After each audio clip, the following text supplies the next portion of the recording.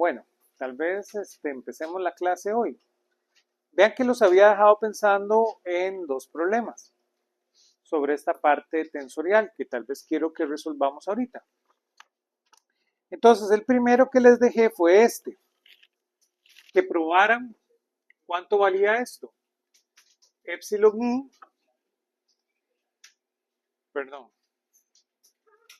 epsilon super i por epsilon super j con epsilon sub j, epsilon sub k. Y habíamos dicho que esto era delta y k.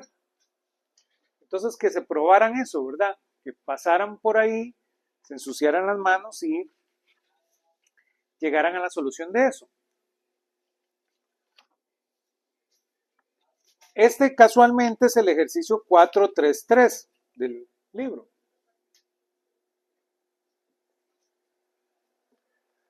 Entonces, pueden tener ahí la referencia. Vean que lo que hacemos es partir de la definición que dimos para estas bases, ¿se acuerdan? Y hacemos ese producto. Vean que es bastante tranquilo. Tenemos que va a ser la derivada parcial de q super i con respecto a x. Y la derivada de q super j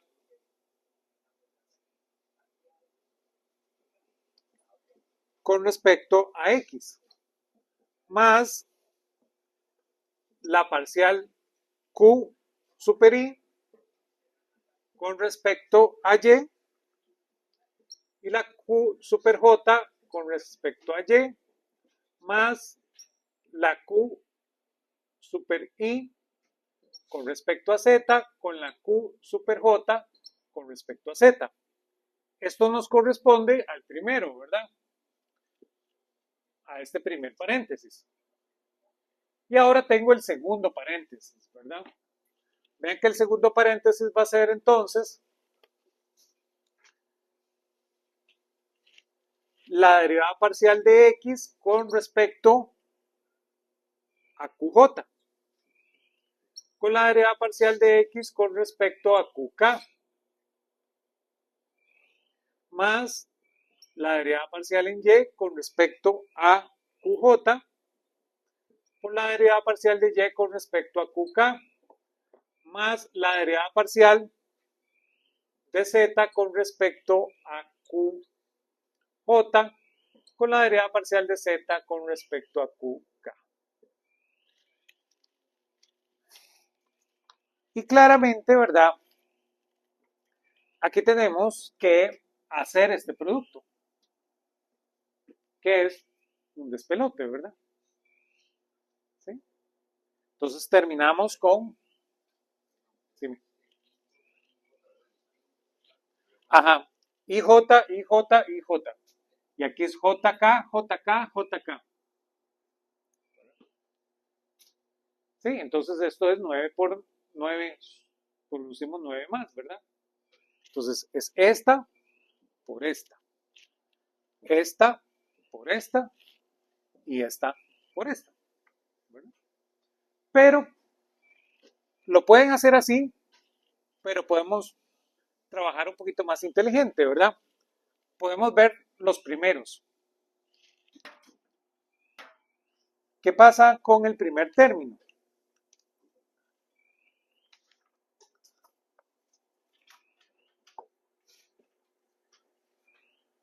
Va a haber este por este. Vean qué pasa con esos.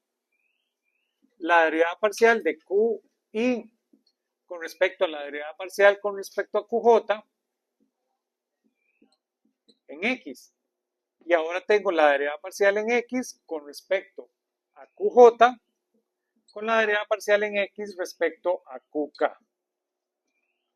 Veamos, este sería el primero, ¿verdad? ¿Sí? Veamos qué sucede con este. ¿Cómo se ve esta operación? Que tal vez es lo que nos interesa acá. Vean que esta operación yo puedo ver la operación aquí con J, que es la primera que me interesa.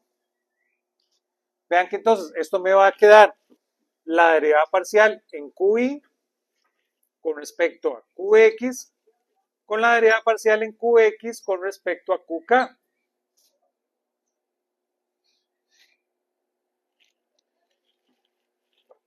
Y me queda la derivada parcial en QJ con respecto a X con la derivada parcial en X con respecto a QJ.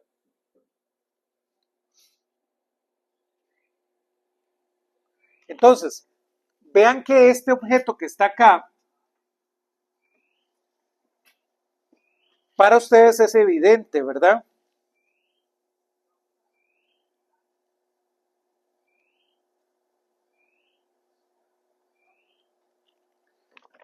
Que eso nos da 1, ¿sí?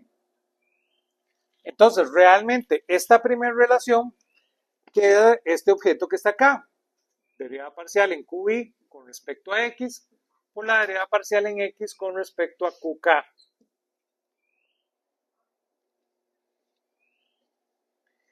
¿Qué pasa con ese término?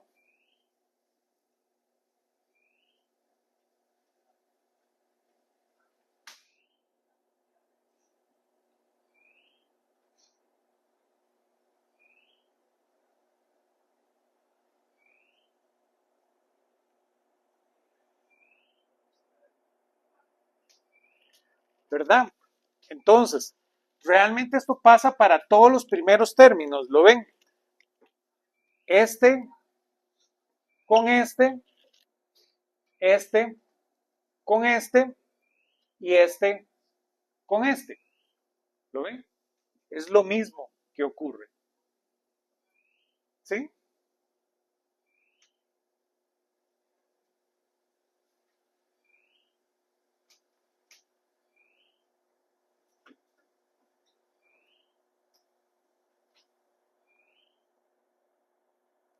¿Qué pasa ahora con uno cruzado?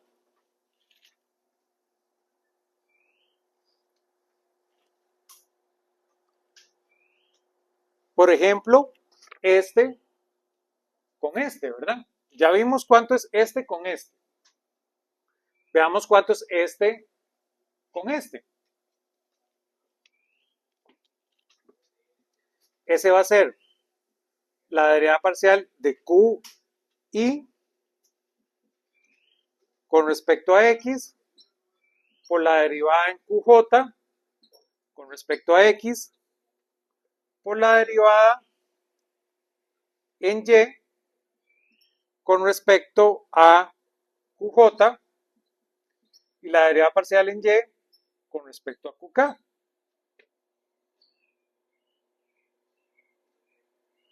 Vean que podemos ver este objeto otra vez. Podemos reacomodar esto como la derivada parcial en QI con respecto a X por la derivada parcial en Y con respecto a QK.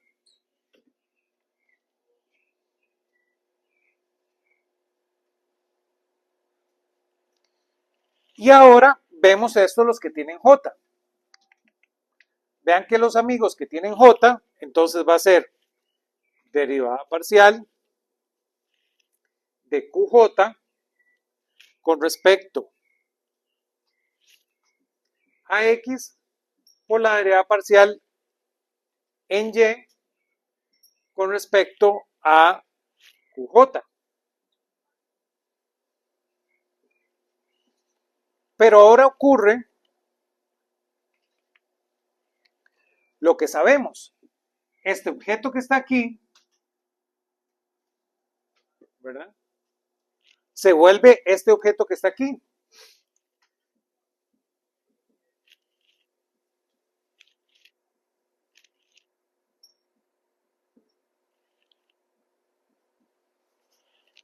Con la derivada parcial en Y con respecto a X. Pero este objeto es 0, ¿verdad?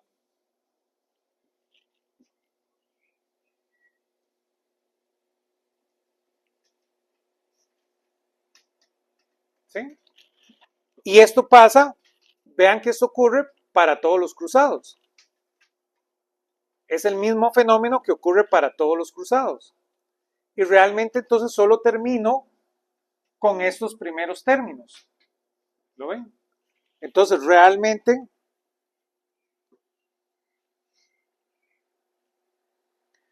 termino con este objeto, que es la derivada parcial de QI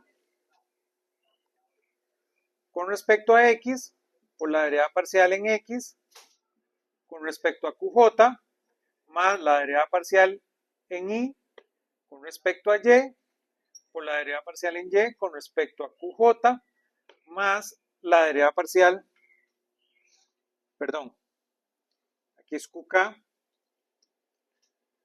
QJ por la derivada parcial de QI con respecto a Z por la derivada parcial con respecto a QK.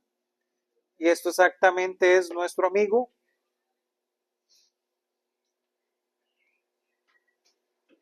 derivada parcial de QI con respecto a QK. Y esto es exactamente el delta de IK, que era lo que teníamos que demostrar.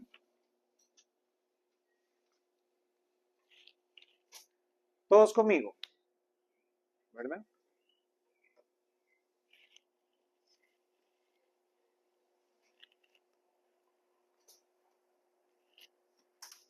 Claramente, ¿verdad? Si ustedes les cuesta ahí seguirlo, mi recomendación, ¿verdad? Está la receta, pero mi recomendación es hagan la multiplicación, ¿verdad? Hagan los 9 términos y se dan cuenta que solo hay términos de esta forma o de esta forma y llegan a tener esta demostración. ¿Sí?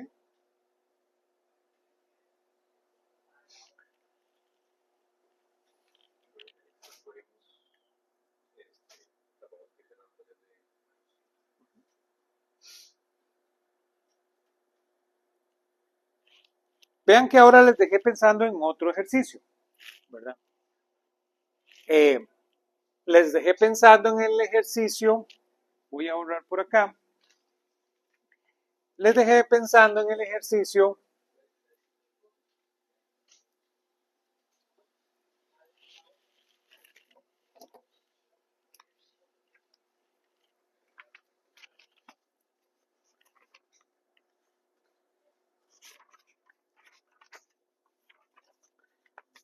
4-3-5.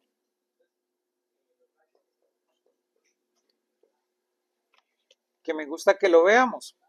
Básicamente les pide que encuentren la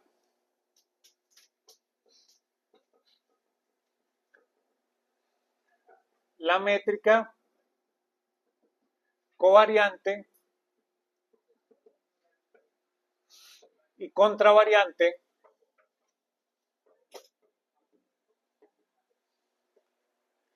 para coordenadas cilíndricas.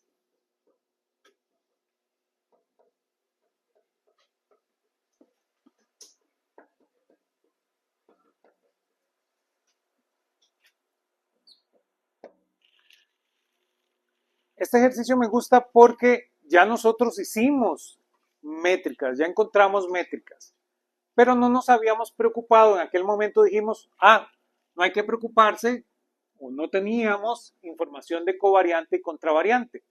Ahora hay que ser muy delicados con eso, ¿verdad? Entonces, yo les contaba, ¿verdad? Que no había mucho problema entre covariante y contravariante hasta en el momento en que yo me meto con la base, ¿se acuerdan? Y entonces por eso hay que tener mucho cuidado con el G covariante y el G contravariante, ¿de acuerdo? Y tienen que ser muy buenos para poder distinguirlos y para poder encontrarlos. Entonces por eso me gusta este ejercicio. Ya es un ejercicio que sabemos cómo va, pero tenemos que tener el cuidado entre las métricas, ¿verdad? Voy a borrar acá.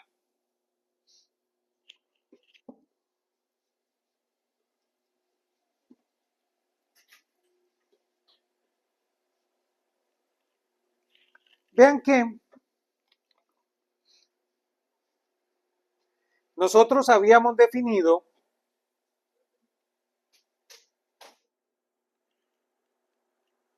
la métrica G y J como, que es muy parecido a lo que acabamos de hacer aquí, como la derivada parcial en X con respecto a QI con la derivada parcial en X con respecto a QJ, más la derivada parcial en Y con respecto a QI, con la derivada parcial en Y con respecto a QJ, más la derivada parcial en Z con respecto a QI, por la derivada parcial en Z con respecto a QJ.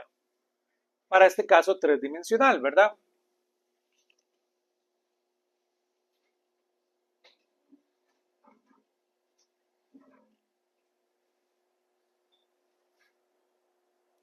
Esta es la métrica covariante, la que vamos a encontrar.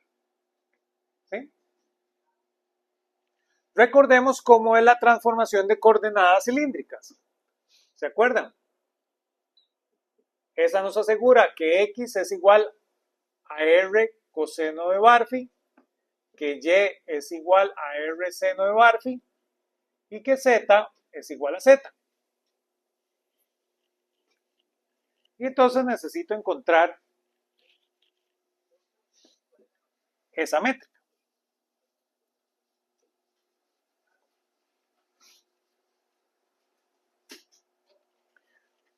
Yo les había contado mi recomendación, ¿verdad? Cuando uno quería encontrar las métricas, lo más rápido es calcular las derivadas para cada caso, ¿verdad? Entonces yo les decía, yo usualmente lo que hago es decir,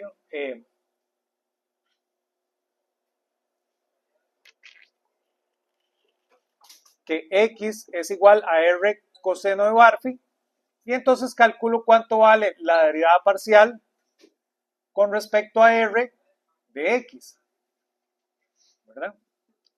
Entonces, esa derivada parcial sería coseno de Barphi. Después calculo la derivada parcial con respecto a Barphi de X. Vean que ese caso es menos R seno de Barphi. Y calculo la derivada parcial en Z de X, que eso es 0. Y después hago lo mismo para Y. Hago Y igual a R seno de Barphi y calculo la derivada parcial en R de Y, que eso va a ser seno de Barphi. Calculo la derivada parcial en Barphi de Y, que eso es R coseno de Barphi. Y la derivada parcial en Z de Y, que eso va a ser 0. Y calculo mi amigo Z igual Z, calculo la derivada parcial en R para Z, la derivada parcial en Barphi para Z y la derivada parcial en Z para Z. ¿Verdad?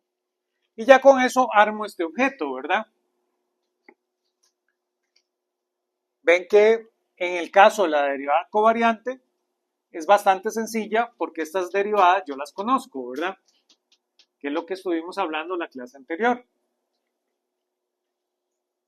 Si hubiéramos arrancado con la contravariante, hubiéramos tenido que encontrar la inversión aquí, que para este caso es sencillo, ¿verdad? Lo hemos dicho, pero podría no serlo.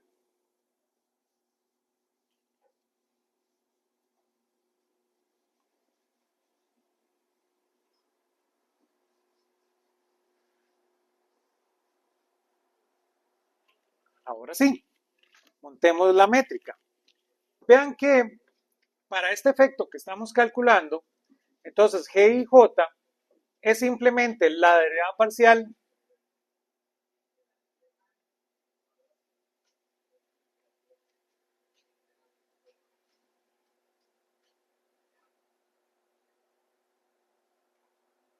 perdón, yo la puedo ver como la derivada parcial en y de x por la derivada parcial en j de x más la derivada parcial en y de y por la derivada parcial en j de y más la derivada parcial en y de z por la derivada parcial en j de z. Y entonces tengo que calcularla, ¿verdad? Vean qué sería entonces G11. G11 realmente es GRR, ¿verdad? GRR es simplemente la derivada parcial en R de X por la derivada parcial en R de X más la derivada parcial en R de Y por la derivada parcial en R de Y más la derivada parcial en R de Z por la derivada parcial en R de Z. ¿Verdad? Y entonces, como yo ya tengo todas las derivadas parciales, puedo sustituir. ¿Verdad? Entonces, la derivada parcial en R de X es coseno de Barphy por la derivada parcial, entonces coseno de Barphy cuadrado, más la derivada parcial en R de Y es seno de Barphy, más la derivada parcial en R de Z, que vale 0, ¿verdad? Entonces, esto me queda simplemente coseno cuadrado de Barphy más seno cuadrado de Barphy. Entonces, G11 o GRR es igual a 1.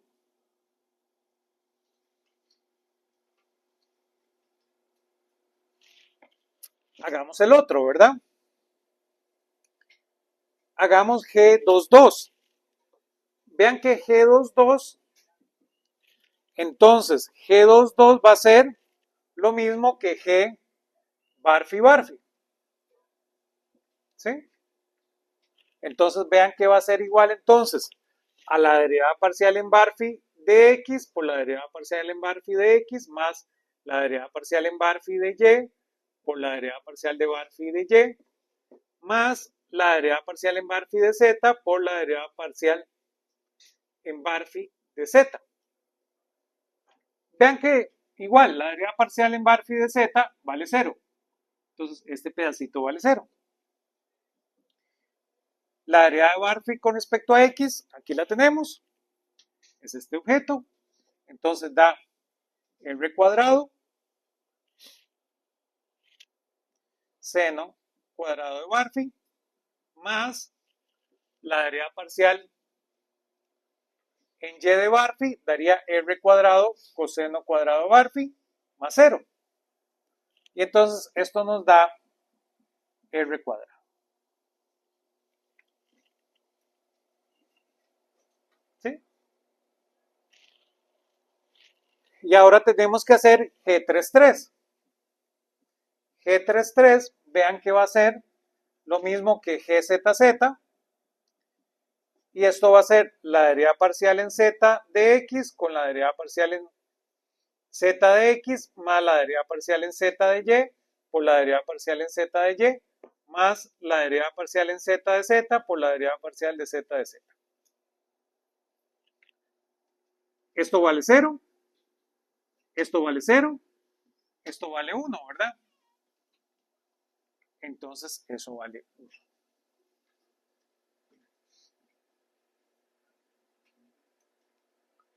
Ahora necesito, ¿verdad? Eso son simplemente la diagonal. Ahora necesito los términos cruzados. Necesito G12, por ejemplo. ¿Cuánto vale G12? G12 es GR Barphy, ¿verdad? GR Barphy es este objeto. Derivada parcial en R de X por derivada parcial en Barphy de X más la derivada parcial en R de Y por la derivada parcial en Barphy de Y más la derivada parcial en R de Z por la derivada parcial de Barphy de Z. Igual, ya tengo los objetos, ¿verdad? Entonces, derivada parcial de X con respecto a R es coseno de Barphy. Y esta es R seno de Barphy, negativo. Más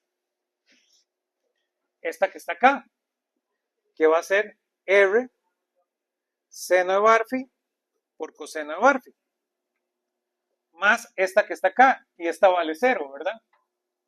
Entonces, este caso vale 0 también, ¿verdad? Porque este se cancela con este. Vean que tengo que hacer también G1,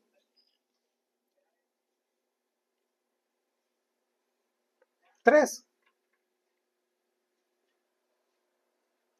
Vean que G1, 3 es G de R con Z.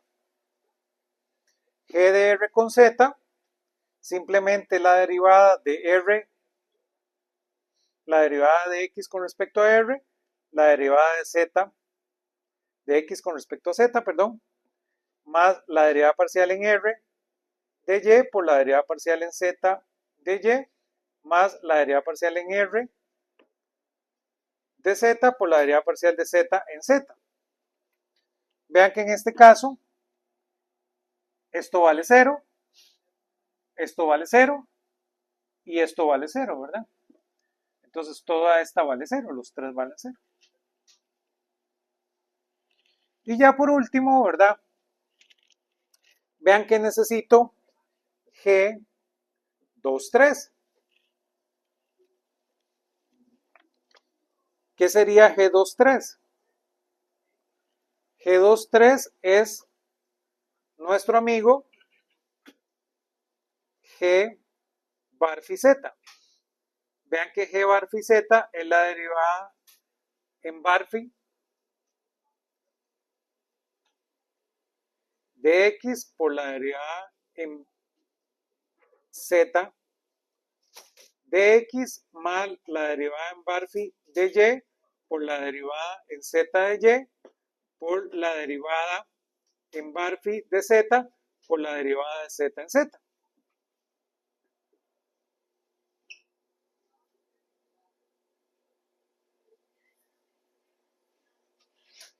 Y vean que este vale 0,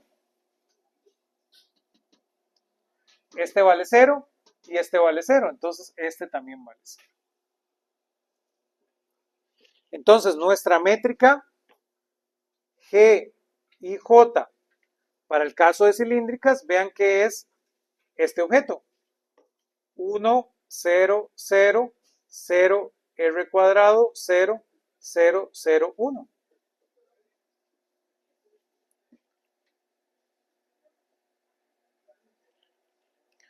Y ahora, por el ejercicio que acabamos de demostrar, el primero, vean que nosotros necesitamos que G y J por GJK sea el delta de IK, ¿verdad? Tenemos que producir la identidad. Entonces, nuestro G de IJ contravariante no es más entonces que 1, 0, 0, 0, 1 entre R cuadrado, 0, 0, 0, 1. Y así es como encontramos el caso contravariante.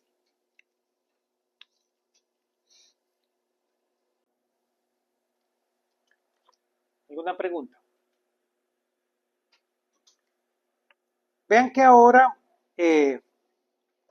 ya que hicimos esto, les voy a dejar pensar en el ejercicio 438.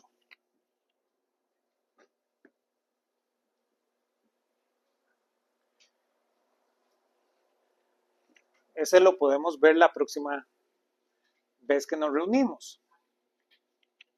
En ese ejercicio, ya ahora les pide calcular gamma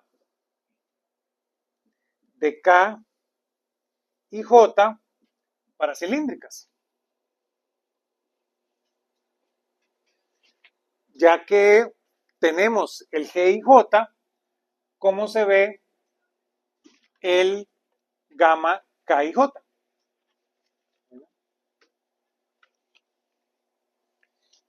Y es bonito que pasen por ese ejercicio. Les puedo contar que solo hay 3. Solo tiene 3 entradas. Entonces,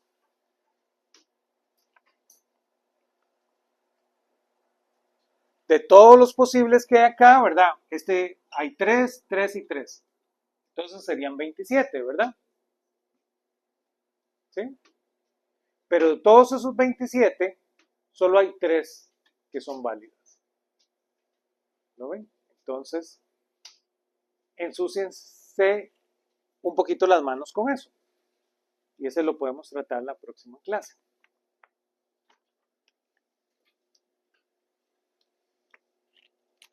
Ahora, quiero hablarles de otro ejercicio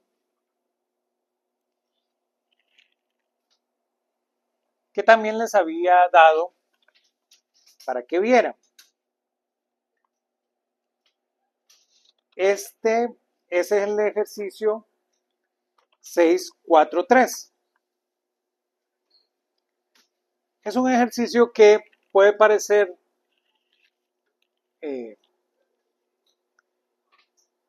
tonto, pero me gusta que pasen por ahí, que se ensucien un poquito las manos y lo vean con cuidado.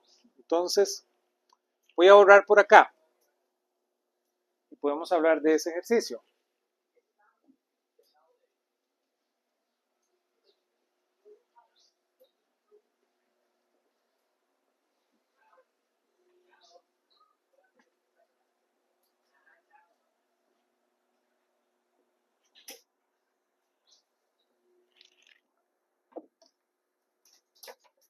Entonces, hablemos de 643.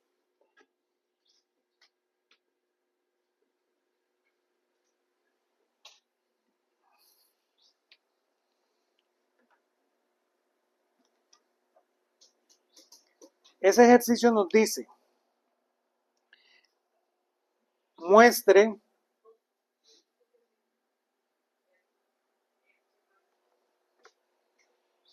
que una matriz real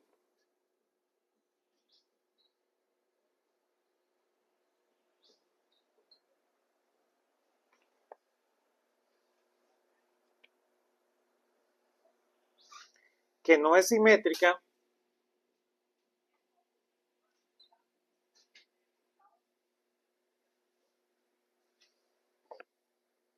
no puede ser diagonalizada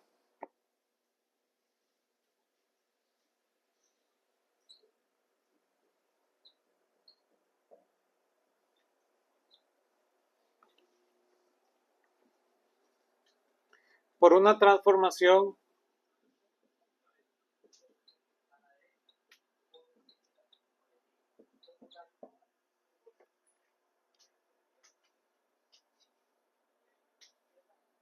ortogonal o unitaria.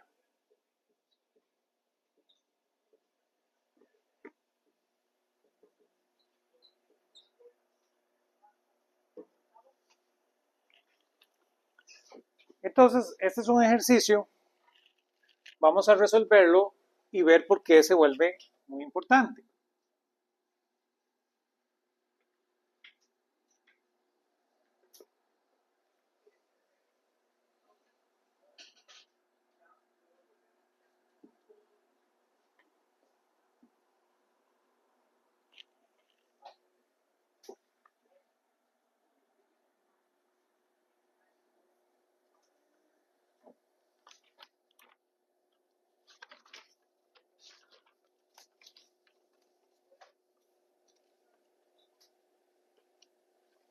Entonces, este ejercicio, la forma más conceptual de resolverlo es más bien pensando que lo que estamos diciendo es cierto. En matemáticas esto se le llama una prueba por contradicción. Todavía no hemos pasado por ahí, ¿verdad? Pero por eso me gusta este ejercicio, porque por primera vez en el curso vamos a tener como una prueba por contradicción. Entonces vamos a decir que realmente sí lo diagonaliza y llegamos a un absurdo, ¿verdad? Entonces hay un sabor en la física en ese tipo de pruebas. La física no es tan susceptible a ese tipo de pruebas. Hacia el final del curso, y por eso me gusta que lo piensen, ¿por qué la física no es susceptible a ese tipo de pruebas? ¿Lo ven? La gran mayoría de pruebas que hacemos en la física no van por ese lado. Y piensen un poquito por qué, ¿verdad? Y evidentemente va a tener relación con el último tema que vemos en el curso. Pero esta es una bonita prueba donde podemos hacer una contradicción. Entonces, ¿cómo hacemos la contradicción? Hacemos lo que dice el ejercicio que no se puede. Entonces, asumamos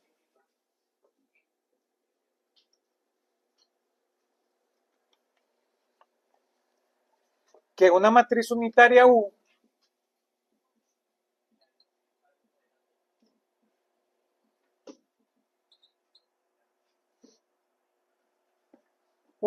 ¿verdad? Voy a usar U por unitaria, causa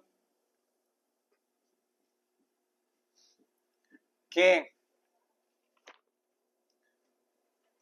una matriz real no simétrica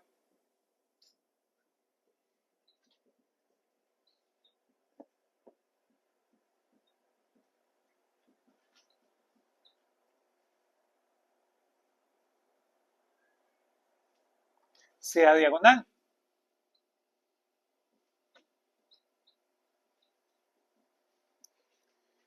¿Qué quiere decir eso? Vean que es una transformación unitaria. ¿Qué es una transformación unitaria? Bueno, la idea es que tenemos U por A por U transpuesta. Vamos a llamar a esta matriz real no simétrica, le vamos a llamar A.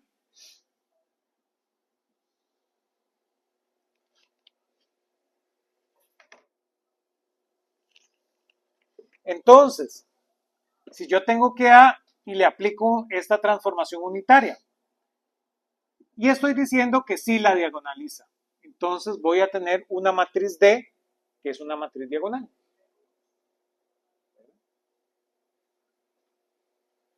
Hasta ahí, todos tranquilos, ¿verdad?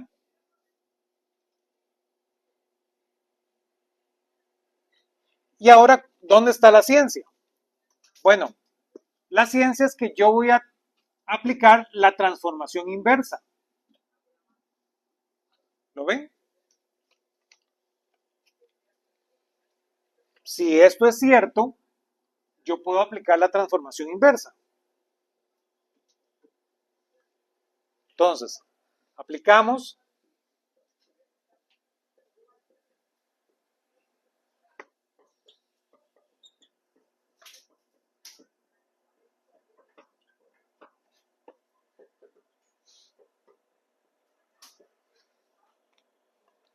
¿para qué aplicamos la transformación inversa a D? Para obtener A. Entonces, yo le apliqué esta transformación a D, perdón, esta transformación a A, obtuve D. Si yo le aplico la inversa, debo poder obtener A. ¿Sí? Entonces,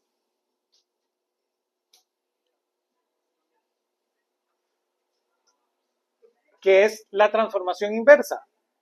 La transformación inversa sería hacer U de T por D por U, y entonces eso nos debe recuperar A.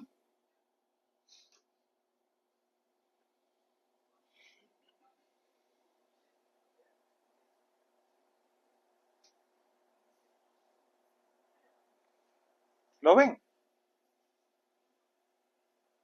Pero ¿qué sucede? Si esto es cierto, ¿qué pasa con A super T?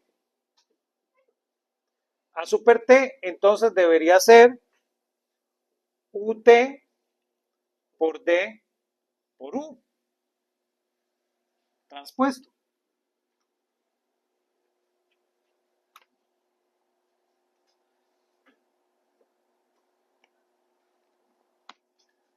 ¿Lo ven? Entonces, si yo ahora aplico la transpuesta de cada una de estas, me ocurre que esto va a ser igual a UT por D por U. Pero UT por D por U es exactamente A. Entonces esto me da que es igual a A. Pero ¿qué quiere decir que AT sea igual a A? Que es simétrica, ¿no? Esto implica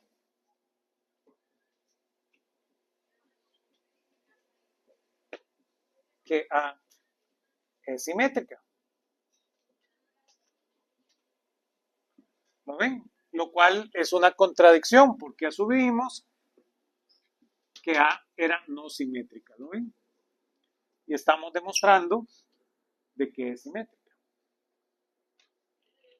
Vean que aquí la ciencia de esta demostración tienen que recordar que la transpuesta de una diagonal es ella misma, ¿verdad?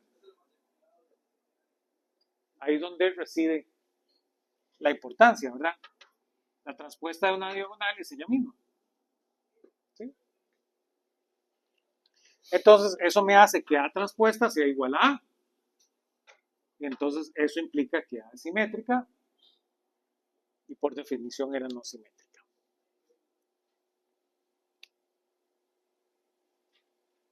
Todos conmigo.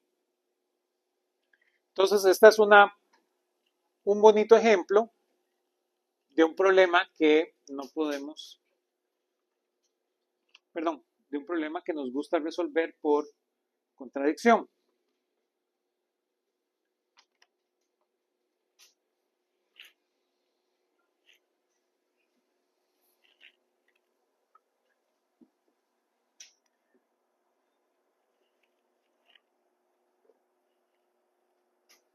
Si no hay preguntas, pasemos a otro ejercicio que también quiero que revisemos. Pasemos al 645. Entonces, voy a borrar por acá.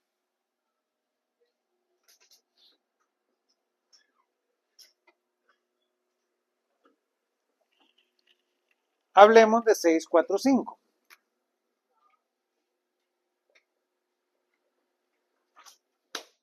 El ejercicio 645 nos dice, si A con el vector x sub i es igual a lambda sub i con el vector x sub i,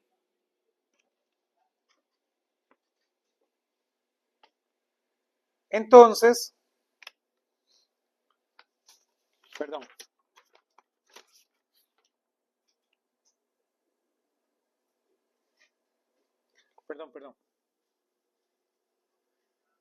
lo que el ejercicio dice es que A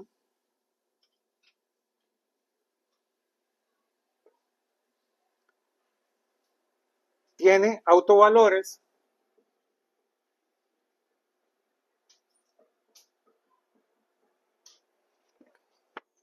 lambda sub i y le corresponden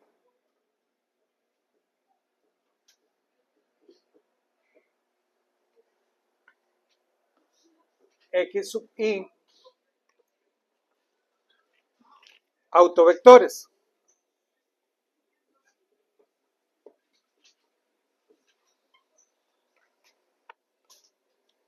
Y les pide muestren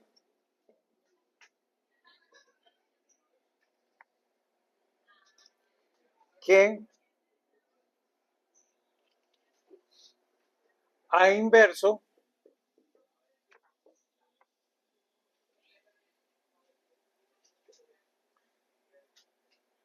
tiene los mismos autovectores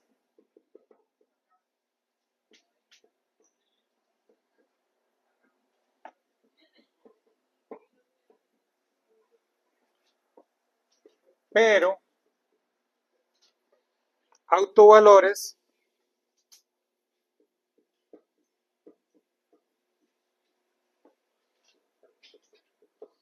lambda sub i a la menos 1.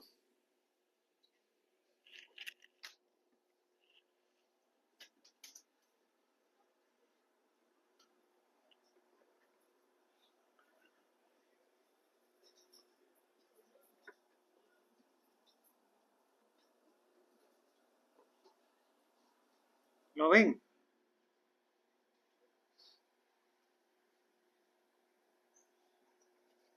Esto lo acabamos de observar en el problema de la métrica covariante. ¿Lo ven? Para las coordenadas cilíndricas. Por eso me gusta hacer este problema ahorita.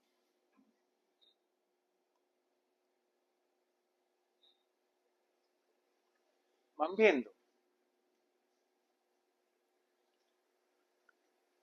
Y piénsenlo, ¿verdad? Es un problema bonito para que ustedes vayan profundo ahí en ese problema. ¿Cómo lo relacionan con la covariancia? Entonces, desmenucémoslo, ¿verdad? Vean que nos está diciendo que A tiene autovalores lambda sub i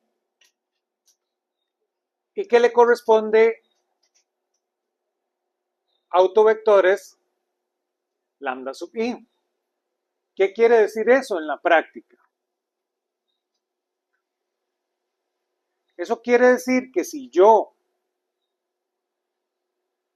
tengo mi matriz, ¿verdad?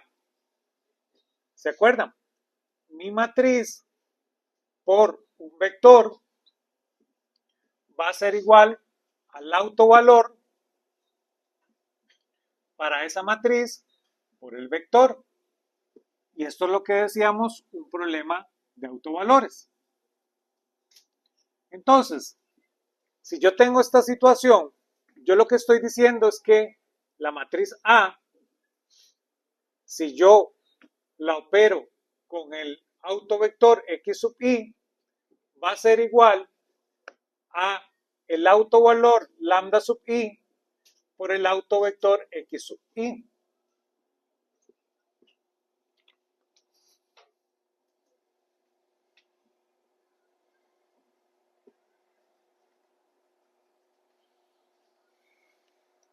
Y claro, yo ahora inteligentemente,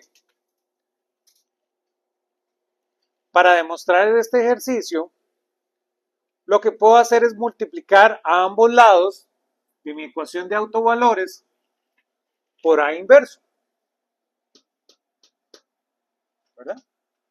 Entonces, multiplico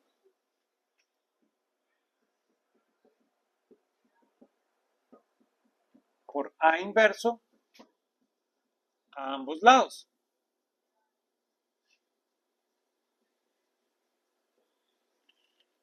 Si hago eso, voy a tener A inverso por A por X sub I, que va a ser igual entonces a lambda sub I por A inverso por X sub I.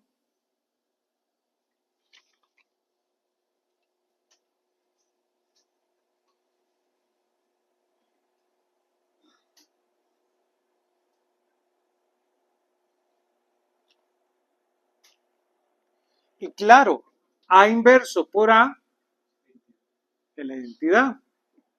Entonces, esto implica que la identidad, ¿se acuerdan? A veces la hacíamos con ese 1 por X sub I va a ser igual entonces a lambda sub I por A a la menos 1 por X sub I. ¿Lo ven?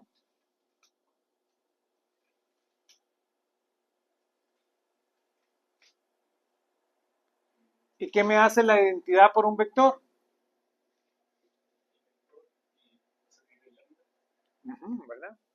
Entonces, vean que ahora yo puedo reescribir esto como lambda sub i a la menos 1, como ya probé que no valen 0, por la identidad, por el vector va a ser igual a la menos 1 por x sub i. Pero entonces ahora puedo reescribir esto como nada más a la menos 1 por x sub i igual entonces a lambda sub i a la menos 1 por la identidad por x sub i, pero la identidad por el vector es lo mismo que el vector.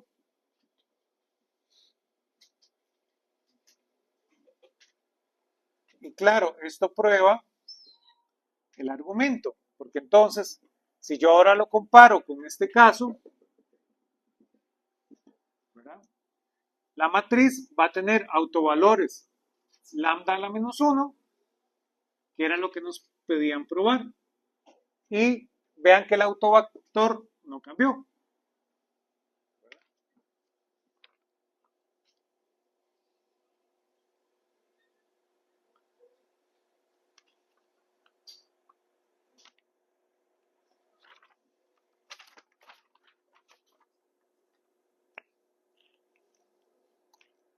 Preguntas.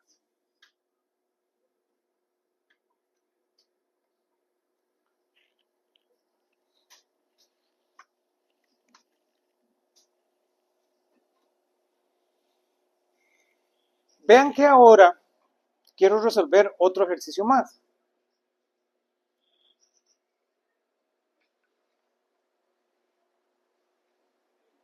Este ejercicio ya no tiene así nada muy extraño, pero me gusta que lo clarifiquemos un poquito. Este otro ejercicio es el 652. Simplemente para que estemos claros, porque a veces se pueden perder ahí en el panorama.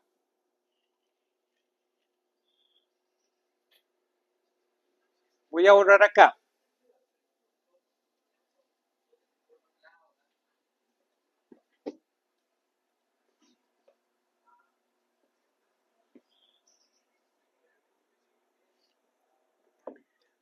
Resolvamos entonces 652.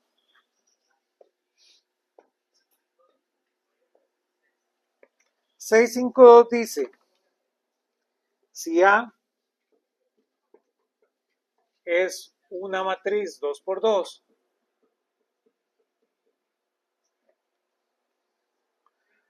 muestre que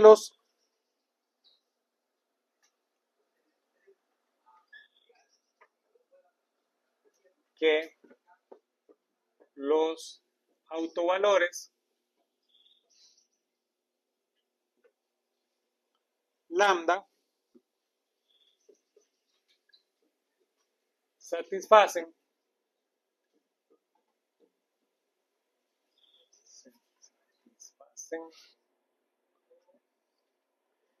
la ecuación secular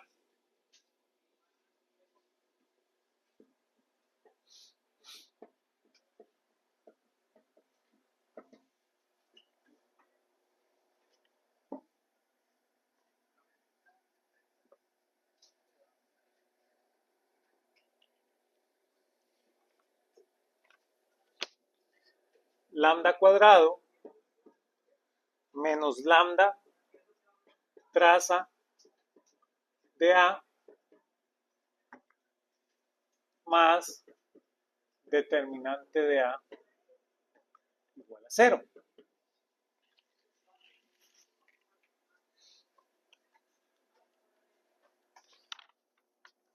Entonces, este es un ejercicio donde por supuesto los estudiantes se van un poquito por la tangente. Entonces, vean qué es lo que sucede.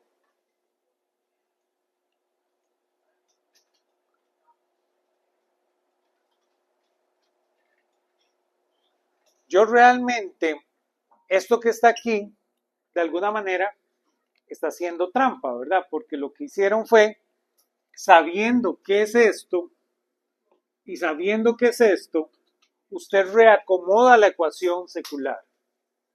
¿Lo ven? Esa es la trampa que están haciendo. Entonces, claro, no hay una relación directa porque eso es así, ¿verdad? Simplemente es una forma de reagrupar los términos matemáticos. Si ustedes tienen una matriz 2 por 2, A, ¿se acuerdan? Esa matriz 2 por 2, para todo efecto matemático, cuando yo la trabajo, la puedo tratar, si es diagonalizable, ¿verdad? Si existe su diagonal, como lambda 1, 0, 0, lambda 2. ¿Lo ven?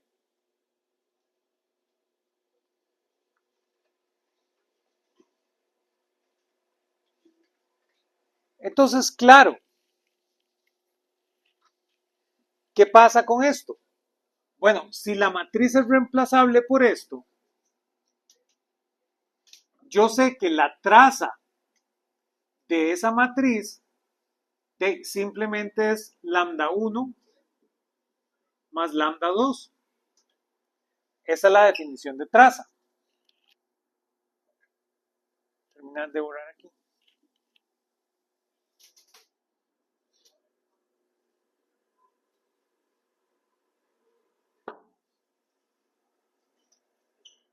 Y claro, determinante de A para una matriz de esa manera simplemente es lambda 1 por lambda 2. ¿Lo ven? Esos son los argumentos que tenemos que tener ahí a la mano. Vean que entonces nuestra ecuación secular lo que dice es nada más que lambda menos lambda 1 por lambda menos lambda 2 tiene que ser igual a 0.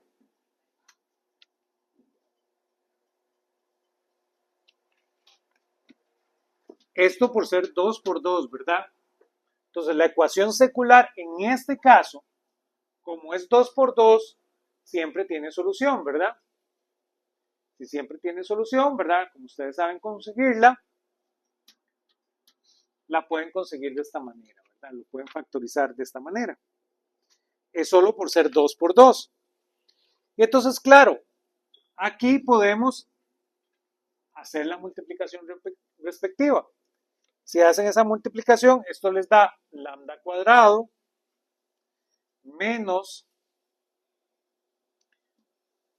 lambda 1 por lambda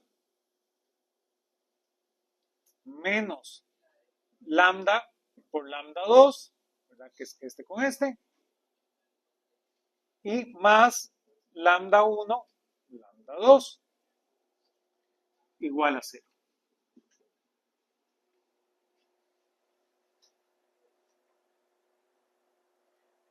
Y claro, escrita de esta manera, yo puedo reacomodarla como lambda cuadrado menos, saco factor común en lambda, de lambda 1 más lambda 2 más lambda 1 por lambda 2 igual a 0. Y ahora sí, como yo sé esto, puedo sustituir estos dos resultados. Entonces, claro, esto va a ser lambda cuadrado menos lambda, y esto que está aquí coincidentemente es la traza de A. Más esto que está aquí coincidentemente es el determinante de A. Debe ser igual a 0. Y ahí es donde viene esa relación para matrices 2 por 2.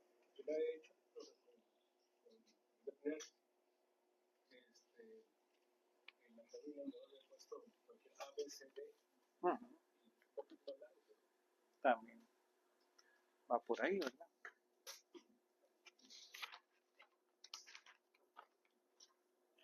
Pero la idea es esa, ¿verdad? Para que no se pierdan cuando resuelven ese ejercicio. Otro ejercicio, ¿verdad? Que tal vez ese lo podemos ver también la próxima clase, que es como esta idea, ¿verdad?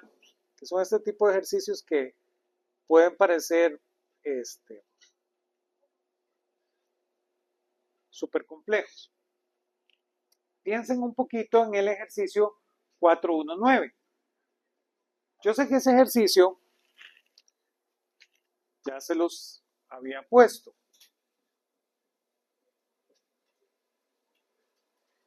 ¿Qué dice 419?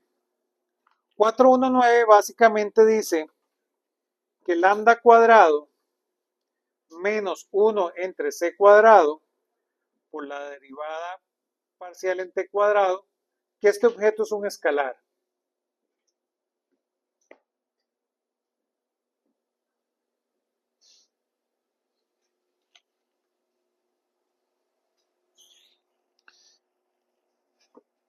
Y entonces les piden probar que ese objeto es un escalar. Y entonces ustedes ven muchísimas pruebas para esto. Hay una prueba que es la prueba que usan los matemáticos. ¿No? Pero nosotros necesitamos una prueba como la vería un físico. ¿Lo ven? Claramente un matemático les diría, de ahí es obvio, esto es nabla u punto nabla v. Cualquier objeto que viene de un producto punto es un escalar. ¿Lo ven? De ahí sí, esa es una respuesta válida, ¿verdad? De sí. Es un producto punto.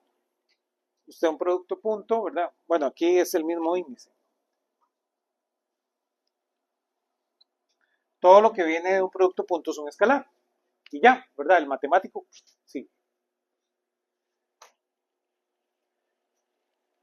Pero yo lo quiero ver y quiero que ustedes lo observen a partir de una transformación, ¿se acuerdan? Un escalar es aquel objeto que transforma como un escalar. ¿Qué sucede ahí? ¿Cómo yo acoplo eso a esa definición? Piensen un poquito en eso y con eso empezamos la próxima vez. Vean que les dejé tienen dos ejercicios ahí con los que empezamos.